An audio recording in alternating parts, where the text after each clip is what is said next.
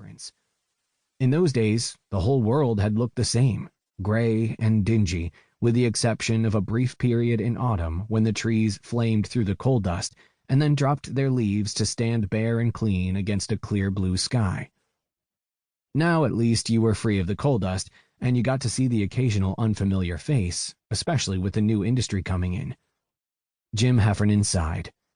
It was always the way. Some big company got you and everybody in the area all excited, got the local government to put up money to help them move in, and then when they did move in, they always managed to claw back as much of that money as they could for themselves. But at least he had this job. Better than nothing. Something to feed Flora and the kids, something to make him feel even a little bit useful. He was luckier than many who had been waiting for jobs and never got them. Even if this job was, in essence, no more than watching a large hole in the ground to make sure nobody ran off with it in the night. Yeah, he thought, and maybe someday I'll move up to watching the Brooklyn Bridge in case one of these super criminals from the papers tries to steal it. Think big, fella. He grunted with amusement at the thought and turned his attention back to the crossword puzzle. Yet another desperate attempt to keep himself awake. He hated the night shift, but the night shift was what they had been hiring for, and there wasn't much he could do about it, not with the mortgage to take care of and the kids needing new clothes for school in the fall. He stared at the much-corrected puzzle and tried to think. 7 down, dockside security, 6 letters, ends with ER. Hawser, he muttered, not exactly sure what a hawser was, but knowing it was something nautical. Except that, like most crossword answers, though the word fit 7 down, it made nonsense of 9 across. And of course, he had left the crossword puzzle dictionary that Flora had given him on the kitchen table at home.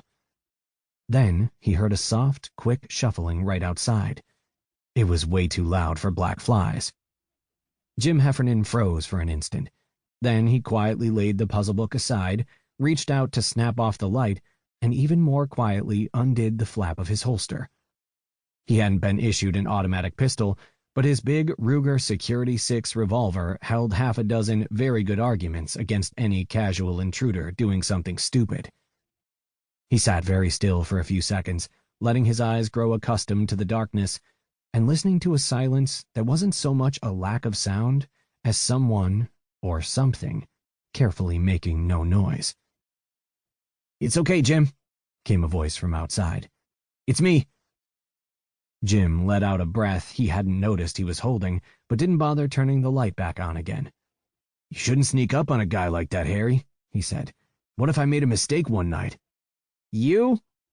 There was laughter like a rusty saw in a log as Jim stepped out through the door. In the light of a bright half-moon, he could see where Harry Pulaski, the other guard on this shift, was leaning against the wall of the guard hut. He was grinning. "We both know you'd sooner pick your nose with that cannon than fire it at anybody." "Yeah, well." Jim hated guns. According to his supervisor, that made him one of the safest kinds of people to use them.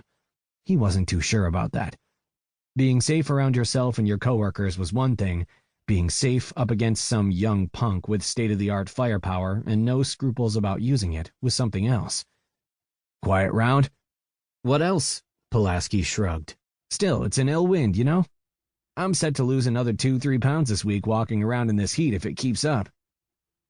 The sight lay spread out before them, monochrome in the moonlight. Not that there was much color about it even in full daylight. All but a few of the security lights had been turned out this late at night.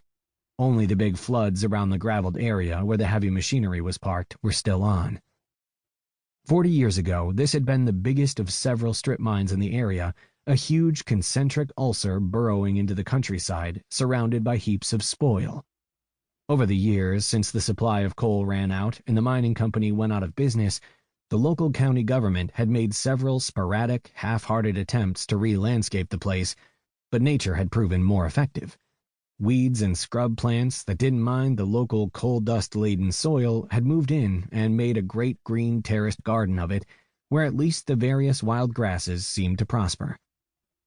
Much of that green covering had been scraped away now as the digging started again.